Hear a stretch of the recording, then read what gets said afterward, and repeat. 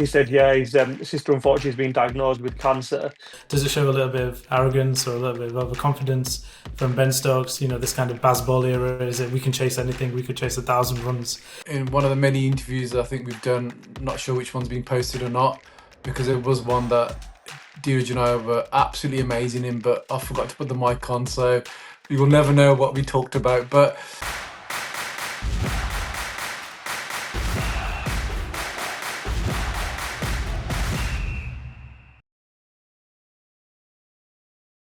welcome everyone to our episode number 2 in 2 halves 2 innings. But before we start this episode, we would like to pay tribute to Diogo Jota and his brother Andre, who sadly passed away in an accident. Such a sad story, guys, because both brothers passed away. But I want to hand over to Siraj as a Liverpool fan. Yeah, it was horrible news to wake up to on Thursday morning to find out that Diogo and his brother Andre sadly passed away in a car accident on Wednesday night. I think at times like this, I think, the club you support or the sport you love is irrelevant. I think at times like this, you come together and feel for the family. He very recently got married. I think he'd only been married 10 days. He has 3 young children. It was incredibly sad news to wake up to on Thursday. My heart goes out to his parents who lost both their sons in the tragic accident. And at this time, I think it's important to, put football and sport to one side and really the football community to come together and, pay tribute to what an amazing person he was. He was a fantastic player. But more importantly, what a great person and what a great gentleman. Everybody that speaks about him has spoken about him so glowingly. And there's been a real outpouring of love and emotion since last Thursday. And I know us, on behalf of 2 halves and 2 innings, would just like to also send our condolences to the family at this very difficult time. And you were there, Dheeraj, the last game, I suppose, right? Yeah. When he last scored his goal for Liverpool.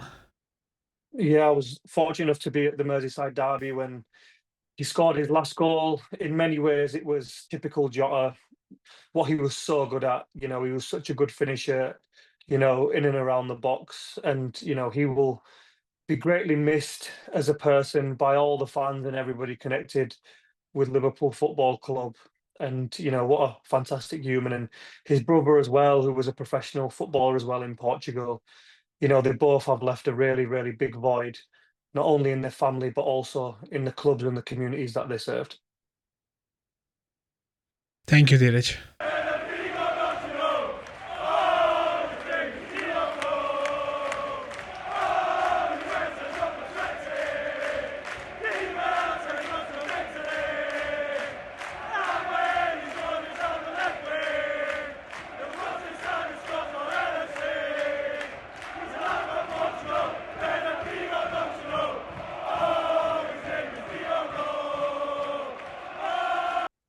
So guys, as with life, right? Today is 7th of July. We are recording this episode. In life, we know going on the other side, we are kind of Indians are celebrating our GOAT, we call him, MS Dhoni's birthday. I know Amit is a big fan of MS Dhoni. Amit, what do you think? I love the guy. For me, he's the greatest of all time. I know that saying gets thrown about so much in sports, in football and cricket, but what he did for Indian cricket and his calmness. I mean, we were very fortunate, Rohit, to have seen him live many times, and in Australia when India were defending their 2011 World Cup, and just seeing him up front, up close and personal. Oh, honestly, I've got a man crush on him. I love him. Absolutely brilliant for me. He could do no wrong. Genuinely, I really hope that one day there's a place for him in the Indian cricket team as a coach. Just his leadership skills, his calmness. There's many. I think we touched on it last time when we talked about vocal captains. He wasn't one who's vocal, but he had people around him to talk, but his actions and his interpretation of the game, his his ability to think, it's just amazing, absolutely amazing. Anyway, Dhoni, if you're listening, I absolutely love you. I would love to have a signed shirt from you one day. The GOAT. Don't we all need that? We all want that, right? The signed shirt from our GOAT. I asked MSD. first. So Amit asked first, but we'll take care of you. So guys, as we discussed last episode, we said Edgbaston, India never won a test match there, right? But blimey, what a win. Ajay, I'm gonna start with you. Yeah, I think obviously what we were discussing on the last episode, we've never won there. But what did we say? It's 2025.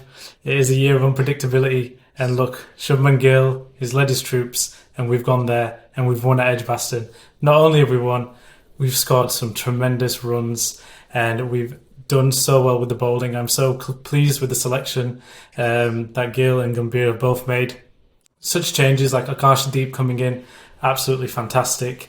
And even just, the top order batsman, Jaiswal, doing well for 87. Jaddu doing well as well, 89. Washington Sundar having 42 runs.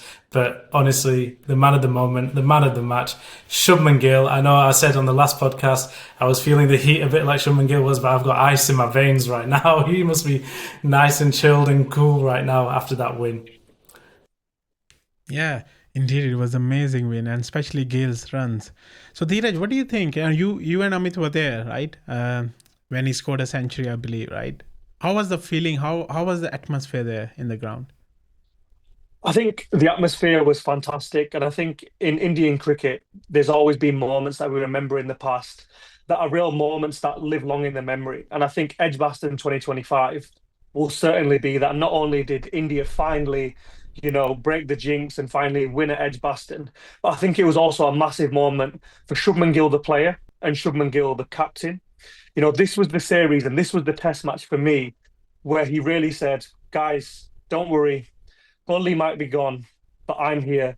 Rohit just mentioned last time about how well we went from Gavaskar to Tendulkar, Tendulkar to Kohli, and now we've gone Kohli to Gill. What we saw was a lead from the front. Amit just alluded to it there with MS Dhoni. Leaders do come in many forms, and what Shubman Gill has shown already in the short sample size that we have is that he's going to be a leader of this team by example. He's going to take the team and say, right, I'm going to be there for you guys and I'm going to show you how it's done. He has been honestly absolutely unbelievable to watch. As you say, we're lucky enough to witness his 100. I mean, he feels like he's going to score 100 every time he goes out. And he really has proven what a match winner he can be for Indian cricket. And it was fantastic, to see all the fan groups come together. There were so many Indian fans in the stadium.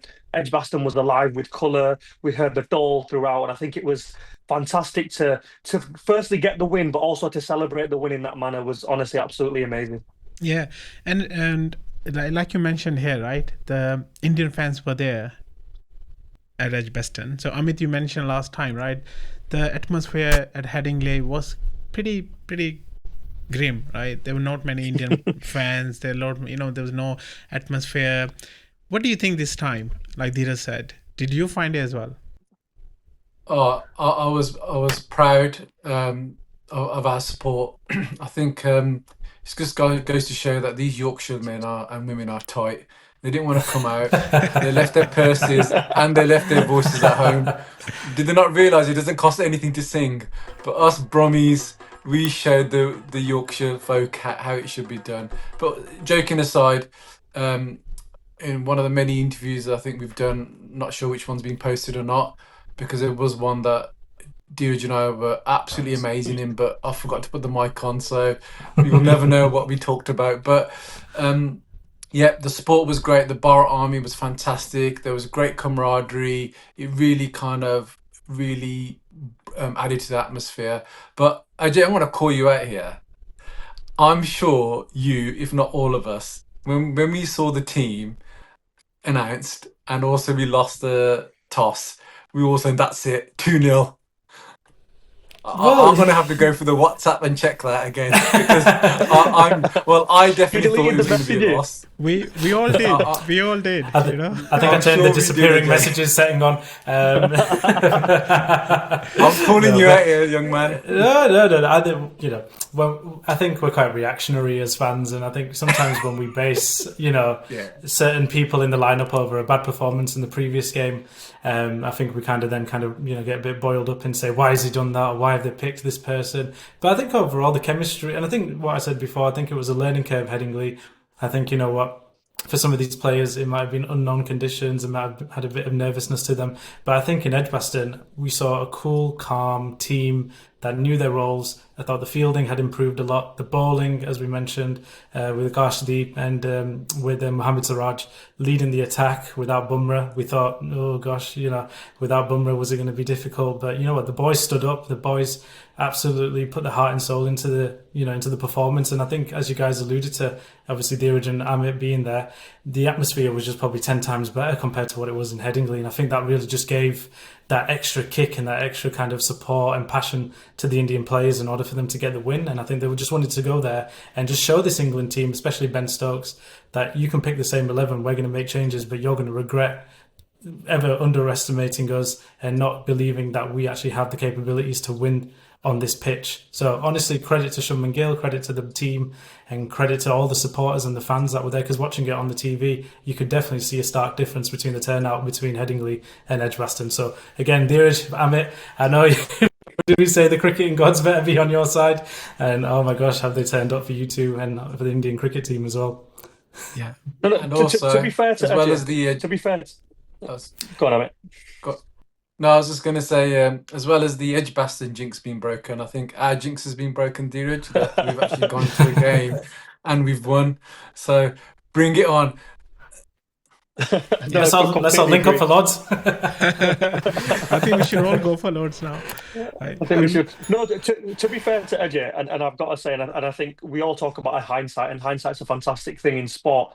I have to admit, I think we're all in the same boat. When we saw that team news, 1-0 down, that 50 at Headingley, it was really a bad feeling. The team morale was low. To then see your best player, ultimately your best baller, your world-class individual star player not in the team, I'll be honest, we all thought the worst. It was a gamble. It was a gamble that has paid off. But I will even say now what I would always have said. I wasn't a fan of the decision. I think it was a personal decision. It's paid off now, and we have a fresh Jasprit Bumrah going to Lords, and I know we'll touch on the next test later. But for me, 1-0 down, Bumrah should have been playing, in this match, because I really think when you're 1-0 down in a series, you need your star players to stand up and be counted. And I don't really like players thinking, no, I'd save myself for Lords. I'd rather play at the big ground instead of Birmingham.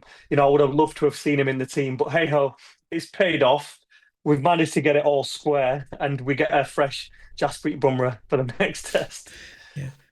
Yeah, we never know, right? It was his decision or actually team management decision on this. Maybe they have checked the stats, of his running, of his, all the, nowadays they have a lot of gadgets, right? Where they can actually see, Yeah, sports science. sports science, yeah. Right? They can see the stats, how well he's running, how quick he's running.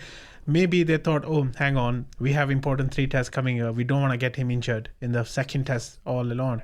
They probably thought even 1-0 is better than taking 2-0 and having Bumrah injured later. So you never know, right? But I know as match, like when they announced the teams, we were thinking, why not Jasprit? Even Ravi Shastri said, you should start your best player. It's 7 days rest, you should start.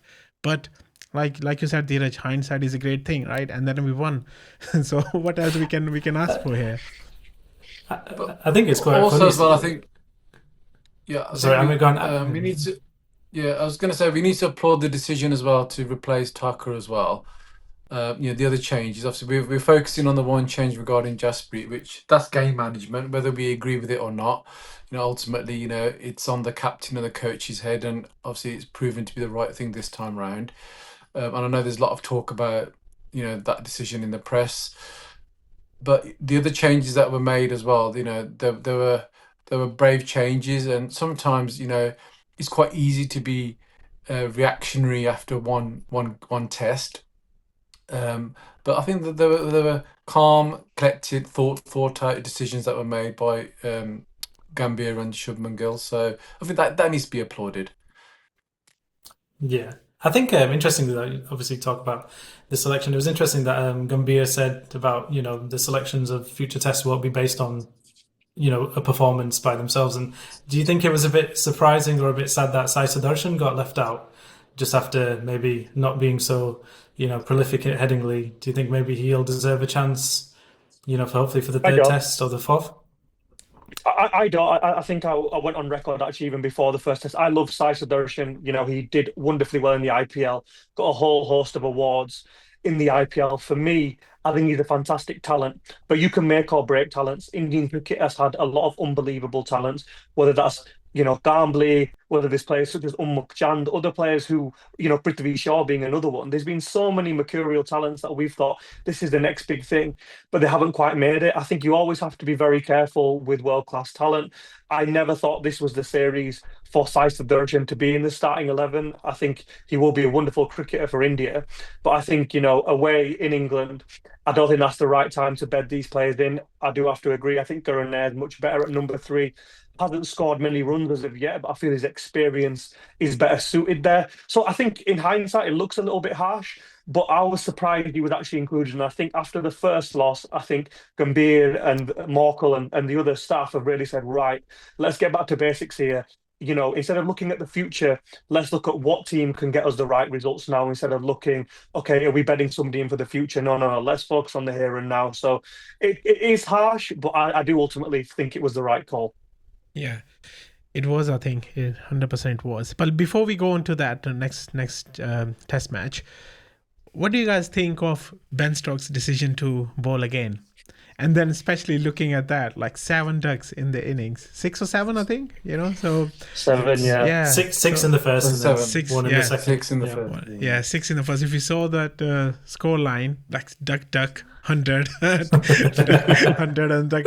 So it was quite amazing to see. By the way, I'm not saying, but what do you guys think of his decision of bowl again? Ajay, I want to start with you. Yeah. Yeah, and again, even just to pick an unchanged team, I'm just speculating here, but does it show a little bit of arrogance or a little bit of overconfidence from Ben Stokes? This kind of Baz Ball era, is it we can chase anything, we could chase 1,000 runs. So maybe it didn't really go to plan for Ben Stokes or for the management there, and they feel like maybe they just kind of underestimated India just a little bit there. But again, I think maybe the pitch didn't really help. I think they were maybe hoping that Edgbaston would have produce something a bit different there. I think obviously Ben Stokes alluded to saying that it kind of felt like a subcontinent pitch at the end of it, and then by the end of the day it kind of favoured India, and obviously it favoured Gill with all the runs that he scored. So I think it just kind of backfired on Ben Stokes. Now I don't want to kind of, like I said, allude to overconfidence or arrogance, but I just feel that maybe he kind of now for the third test is going to have his thinking cap on and really make some serious decisions. And I saw the Brendan McCullum's post-match interview. He said they misread the pitch. They thought the pitch was more Asian kind of pitch, right? Subcontinent pitch. And they said they misread the pitch. So, Amit, what are your thoughts? Because if you see the last game as well, India actually dominated most part of that game. And even in this game as well. I think, for me, if I see this last game, I think they were very lucky that... they won, in my opinion. I know they batted brilliantly in the 4th innings, but I think India were better side last game as well. In this game, they actually fully dominated the game. What do you think of his decision? So I'm going to disagree again with Ajay. Sorry, Ajay. I think that's what we're here for. as a captain, he had a winning formula in the first game, and they won convincingly in the end. So there was kind of, with Archer not being able to come in for various reasons, then there was kind of no real need, I think, for him to change, because everyone kind of performed fairly decent for England. I mean, in terms of Ben Stokes calling the winning the toss and deciding to field first, again, I was providing live weather updates, and in Birmingham that day it was quite cloudy, and we all know that traditionally India have performed very poorly batting wise when it comes to those conditions. Yeah, I appreciate England haven't got the likes of Broad and Anderson in their bowling attack anymore, but still, I suppose that's just confidence, overconfidence. You can call it what you want, or faith. Which one is it? But he shows faith in his team that they won the first test. So I think it was a good call. And again, I refer back to kind of what we said, on our WhatsApp group, that when we saw that team and the fact that England had won the toss and decided to field first, we thought that's it, it's going to be finished in day 3, and it wasn't the case. So I think hindsight's always a wonderful thing, as Dheeraj says. But I think judging the conditions at the time, that was great. I was quite alarmed by Ben Stokes' interview at the end of the test, where he said that the pitch was a subcontinent pitch. I'm a bit confused. Again, I'm not a creator, so I don't really understand kind of pitches and etc. So, Rohit, I think you'll probably be better at that. He's a or the rest of weatherman, the not a boys, but- groundsman. Not a groundsman. Yeah, but the thing is, like, actually 7 of England's wickets were from spinners. Yet only 2 or 3, I think, were from India. So I think Jaddu got 1 in the first, Wasundar, I think. So Stokes, it's yeah. actually it actually worked. It worked actually better for England if it was subcontinent pitches than it did for India. So I was very surprised at that. Again, I don't know. Maybe he's making excuses. I don't know. But I Making like Ben excuses. Stokes as the captain. He's got a fearless attitude. So I do really rate him as a player and a person. But I was just really surprised by that statement. Yeah, if you I do have to say, just coming in, I do have to really agree with Ajay's point. I do think there is a level of arrogance in the English team, and to be honest, it's not a bad thing. We love to see it. Bazball is changing Test cricket, now, as we saw on the 4th day. Me and Amit were having a conversation live. There were fans all around us. Why are India declaring? They need to declare. There's one reason for that, and that reason is because Bazball has created a culture within the game. 300, 400, we can chase that down. But I do think there was a level of overconfidence. Harry Brooks said, I think after one of the days, we'll chase down whatever we give him. So I think Gotti and Morco, and they were probably like, okay, then we'll give you 600, have a go at that. I do think there was a level of overconfidence. And also, I don't know if many people know this, they brought the boundaries in and they made Edgbaston. I think Aryan could have played on that pitch, to be fair. It was an under 11s. Brown, the size of it, I think they really felt, right, we're going to ball and we're going to back ourselves to chase anything. I think it's good for the series as well, that I think they've kind of, India have proved, well, if you're going to bring the boundaries in and put a pitch like this together and put stickers in first, it's not always going to be plain sailing. I think what I wanted to also just mention, and Dheeraj, you made an excellent point, is like Bazball, the philosophy is that we can chase everything. But I think, is it time for maybe, Ben Stokes and Brendan McCullum to kind of think, actually, we need to adapt our game because we can't chase everything. And also, if the bowling is not quite up to scratch as well, I think with this England bowling lineup, and if we talk about the first innings, it was Akashdeep that got 4 for 88 and Siraj got 6 for 70.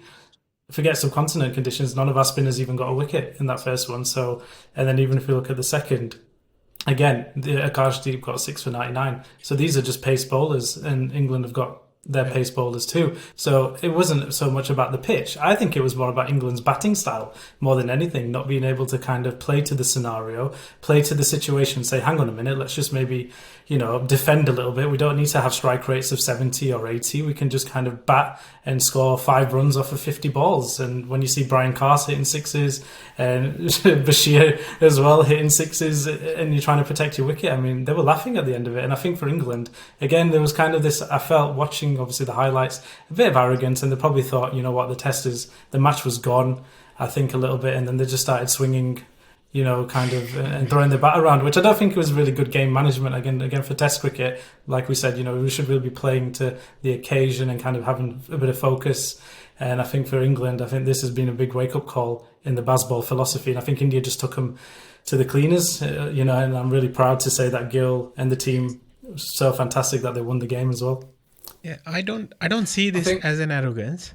I see this as a confidence, because that confidence won them the first game. If they have gone through and saying, that's what I'm saying. If they have gone through the last game and say, oh, we can't chase it, right? Most teams can't chase it. They've done it twice. They done it last 2022 at Edgbaston, 3 down for 378. They chased down that.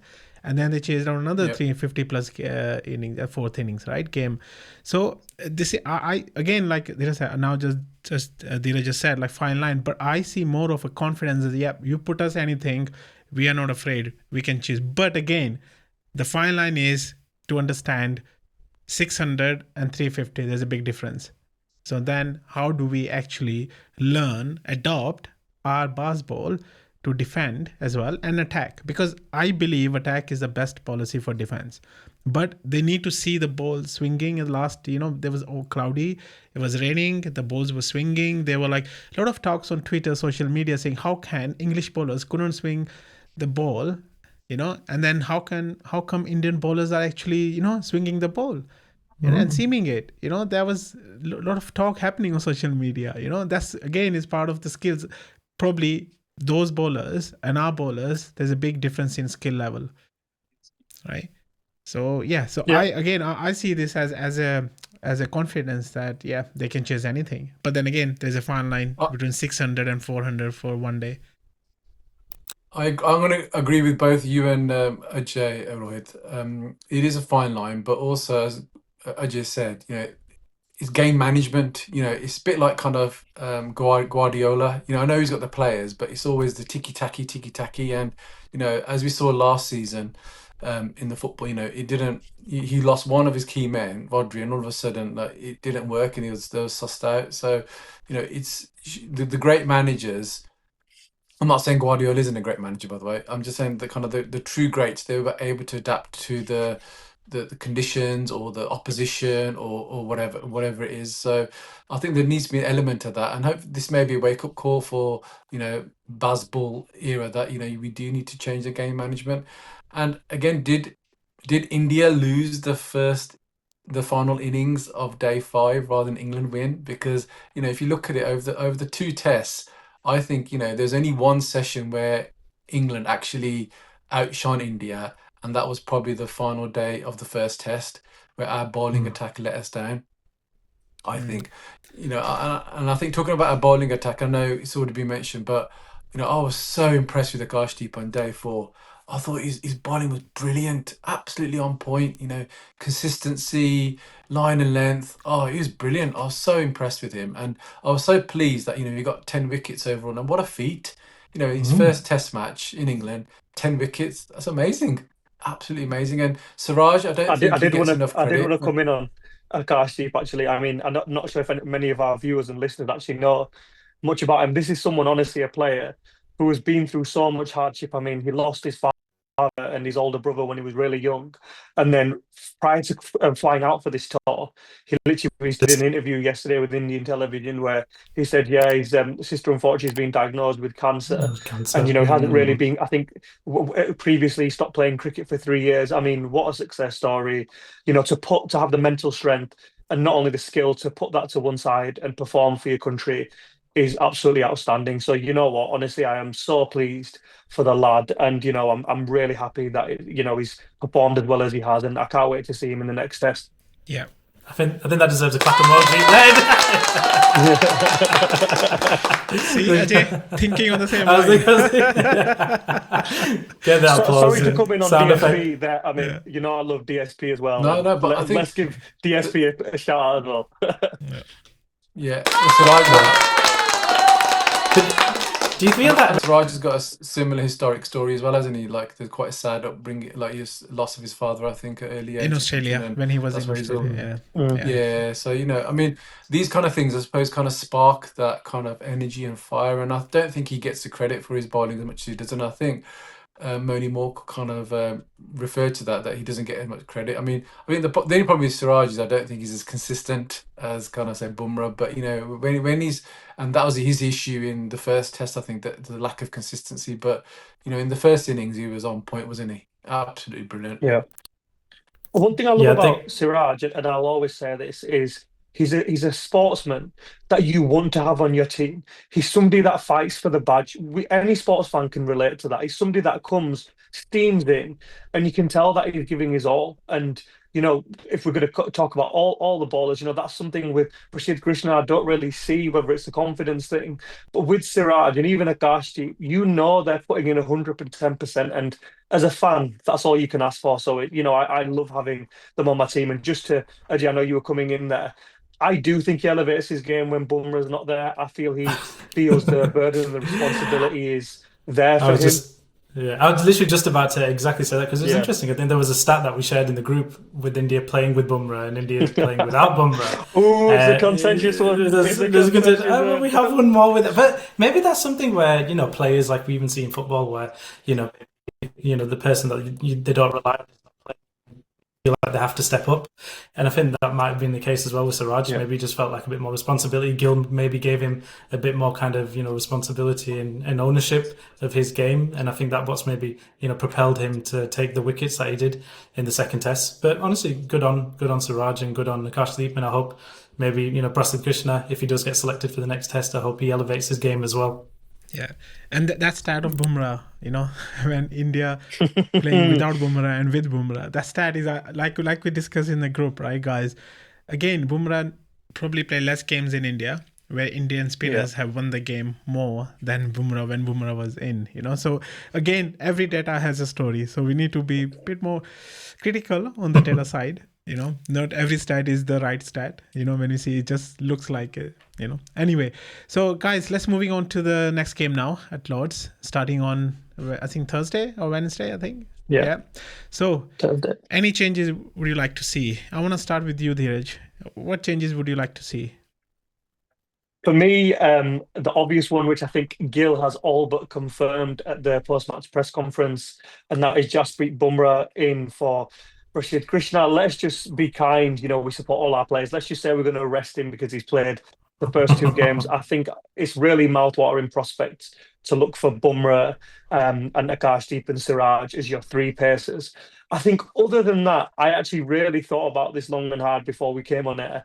I actually wouldn't make any changes. I know there's a lot of clamour for Kuldeep, but Lords doesn't historically spin much. And I think what the two spinners that we've got in the side, the reason I keep them in the team is I think they add real depth to the batting. And I know I've got a very slight feeling Brendan McCullum and Ben Stokes are going to make sure the pitch with Archer coming back for England has a little bit to do for the ballers. And I feel in that test match, batting to number 8 would be crucial. I think, given the amount of runs that have been scored, I can see the pitch at Lords with the slope as well, where it brings the wickets into play. I can really see, it being kind of a more baller-friendly pitch. So the only change for me would be Bumrah for Rashid Krishna. I don't usually like to change a winning team, but I think it's imperative that we get Bumrah back. Okay, great. Amit, your thoughts? Echo everything that Diogo just said there. Just change. I mean, the pitch is known to be more suited for the fast-paced bowling attack. So why would we want to leave the world's best bowler? Although, as Dura says, it is harsh to change a winning team. But again, I think the flexibility is looking at the conditions and the pitch, stadium, etc. And who wouldn't want to see the world's best bowler at the home of cricket? Nice. Ajay, what are your thoughts? Yeah, again, echoing what the boys have said, I think maybe my only kind of thing was, does Reddy, deserve to stay in the team as well? I know, obviously, we talked about batting, deep at Lords, especially if they're going to bring back Archer and if maybe Gus Atkinson's going to be coming in. I would love to see Arshdeep Singh. I've got a really good affinity with Arshdeep, and I would love to see him play as well. So I hope maybe that he goes in as well. But otherwise, I think with the batting that showed up, just leave the top 5, 6 as it is. Yeah, guys, my vote is, I think, I don't want to change the winning team, but we're looking at the pitch. We don't know what kind of pitch they prepare this week at Lords. If it's a really, really green pitch, then I think we should go with Arshdeep, because I think bowling is gonna win us the game, because they're very good batters, and having a different left armer in the bowling attack will give the variety of the bowling. Otherwise most of the bowling is similar kind of bowling, and definitely having Sundar in there and Jadeja, to bolster the the middle order and the tail. So I'll definitely go for that. But yeah, but let's see. If it's a flat wicket, I will just change Krishna and change it with Bumrah, and that's it. Leave the rest as it is. If it's a I'm going bowling to wicket, apologise then to Jiddu as well yeah. for saying you didn't hit the rough in the last Test match. You obviously called me out in the ground and said, I watched what you said and you made sure you hit it this time. So, Jiddu, I'm sorry. I love you. You're my rock star. So, apologies. Yeah, then Jaddu is a rock star. Jaddu is a rock star. He is. Yeah. So, guys, prediction time. So, don't you Go think? on. Sorry, Don't you think we should talk about England though? Don't you think they've got more questions about their bowling? Because I know I mentioned it in the first episode. I wasn't overly impressed with England's bowling apart from Ben Stokes, but ultimately they won the game. So, but again, and this game has proved they really struggled to get 20 wickets. There was, and allegedly, it's something to do with the Duke's ball. I heard Stuart Broad say that with this ball type, that allegedly it softens after 25 overs, which. So I don't know what the stats were. Were most of the wickets in the first 25 overs compared to the latter part. But there's an interesting point that Stuart Broad made on Sky Sports yesterday.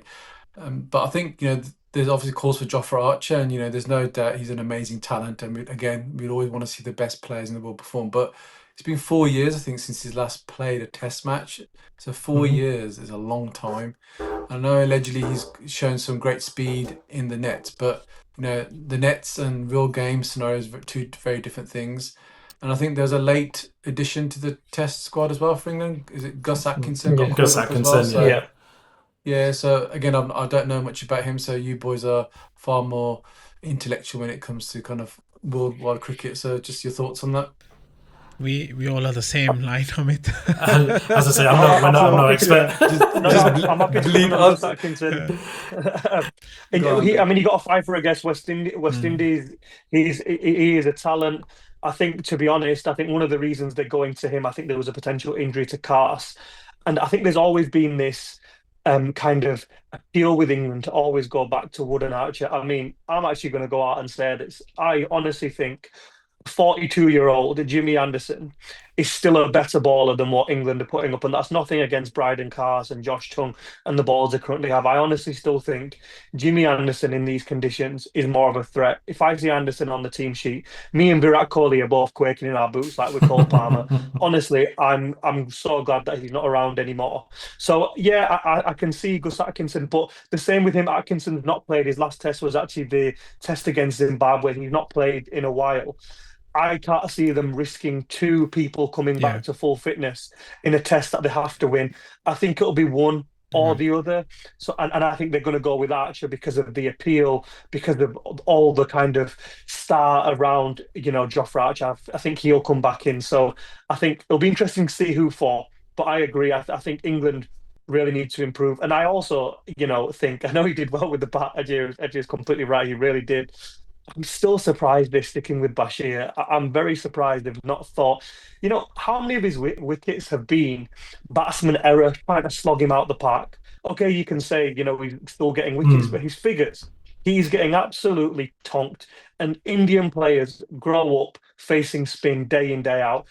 There's an argument at Lords, do England even need Bashir? I think their bowling unit as a whole needs looking at. It will get better with Wood and Archer, but I agree with you, Amit. I haven't been impressed in the first two tests.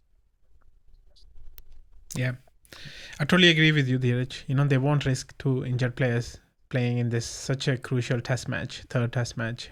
Maybe one, like you said, probably Archer. So let's see. So guys, let's move on to our prediction time. Ajay, what is your prediction? Well, I think if the pitch, and judging by what the weather forecast might be, if it's going to be quite hot, if the pitch does kind of similar things to Edgbaston, and I think with India's momentum going into this next test, I think obviously, like I said, with Bumrah back, question marks over Jofra Archer. I think Michael Vaughan was alluding to, his physicality. Obviously, like Amit said, kind of not been in the field for 4 years. Will he be able to kind of stand there in the heat, running, fielding, bowling as well? And so is he actually going to be quite effective? And I think with India, I think with the batting as well, with the ball, they've spoken words in Edgbaston. And I think that, we're going to go there and we're going to have our tails up and we're going to actually win at Lords, and we're going to go 2-1 up in this series. Dheeraj?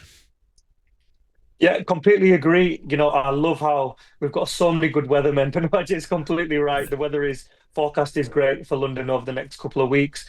Why aren't we going to go there and win? Jasprit Bumrah to come back. The bowling lineup is going well. The batting we don't even need to talk about. I mean, for the statisticians, these first two tests have been amazing. More runs than anybody could have ever predicted. So yeah, I'm backing us to put on the runs and have the world's best bowler back. So really excited. Don't see any reason why we can't win there as well. Amazing. Amit?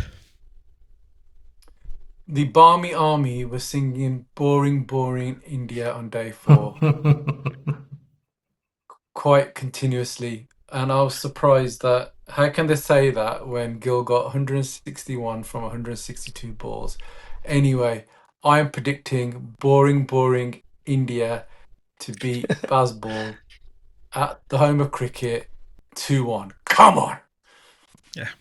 For me as well, guys, India. So it's a full house. Come on, India. Come on, India.